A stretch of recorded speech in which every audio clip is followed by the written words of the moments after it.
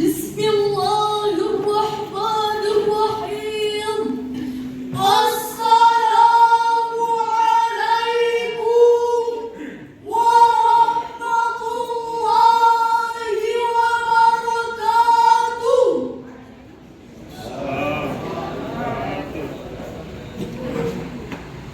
Alhamdulillahilladzi khalaqan nasa min dzakarin wa untha wa ja'alnakum syu'uban wa qabaila lita'arafu. Asyhadu an la ilaha illallah wahdahu la syarika lah wa asyhadu anna Muhammadan abduhu wa rasuluh al-mab'uts rahmatan lil 'alamin. Allahumma shalli wa sallim ala sayyidina Muhammad wa ala alihi wa ashabihi ajma'in. Amma ba'du. Segenap dewan hakim yang adat dan bijaksana, hadirin sebangsa dan setanah air yang kami banggakan. Indonesia adalah salah satu negara multikultural terbesar di dunia. Hal ini terlihat dari kondisi sosial kulturalnya, baik itu etnis, budaya, suku, adat istiadat, bahasa maupun agama. Pernyataan senada juga dijelaskan oleh Ketua Kehormatan Presidium Yantaran Nusantara Indonesia, Profesor Dr. Din Syamsuddin MA, bahwa kemajemukan ialah sebuah keniscayaan. Maka dengan penuh rasa syukur, bangsa Indonesia adalah bangsa yang majemuk dan beragam. Hal ini disampaikan pada acara peringatan Hari Toleransi Internasional pada tanggal 16 September tahun 2019 yang lalu. Sementara itu, hadirin, Dr. Arnold Joseph Toynbee, seorang sejarawan dunia berkebangsaan Inggris, dalam bukunya History is the Life, A Journey Around the World, bahkan berkata, Indonesia is a country where religion lives a good neighbor. Indonesia adalah sebuah negara yang dimana berbagai agama hidup berdampingan dengan baik. Berbicara tentang kemajuan, Presiden pertama Republik Indonesia, Insinyur Soekarno, pada pidato peringatan proklamasi kemerdekaan Republik Indonesia yang ke-9 pada tanggal 17 Agustus tahun 1954, beliau mengingatkan betapa pentingnya menghargai kemajuan dalam hal agama, budaya, dan adat istiadat yang menjadi ciri bangsa Indonesia, di mana beliau berkata, ingat, kita bukan dari satu adat istiadat, ingat, kita bukan dari satu agama. Hadirin, keberagaman dan kemajemukan ini tidak dijaga dan dikelola dengan baik, bisa menjadi sumber potensi konflik, baik konflik antar etnis, suku, maupun agama, yang pada gilirannya dapat meruntuhkan falsafah negara Bhinneka Tunggal Ika, berbeda-beda tapi tetap satu. Dari uraian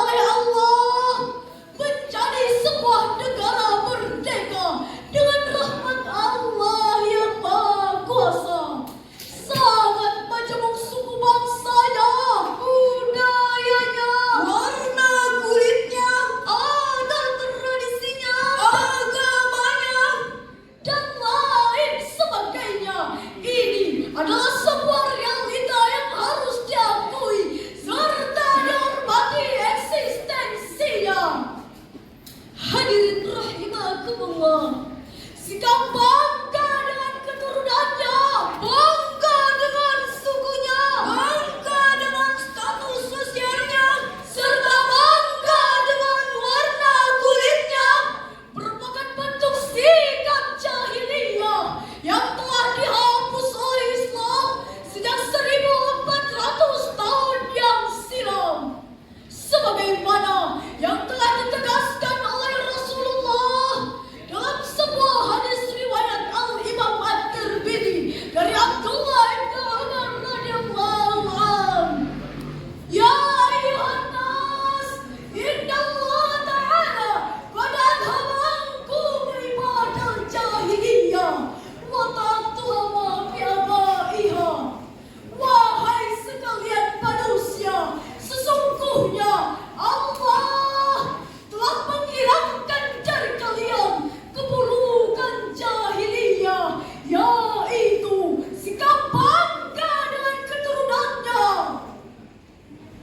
Dewan Hakim dan hadirin yang sama berbahagia, timbul pertanyaan, bagaimanakah dalam pandangan Islam terkait dengan keberagaman agama seperti yang terjadi di negeri tercinta ini? Surah Al-Mumtahanah ayat 8 merupakan landasan untuk jawaban yang dimaksud dan akan dilantunkan oleh Korea kami berikut ini.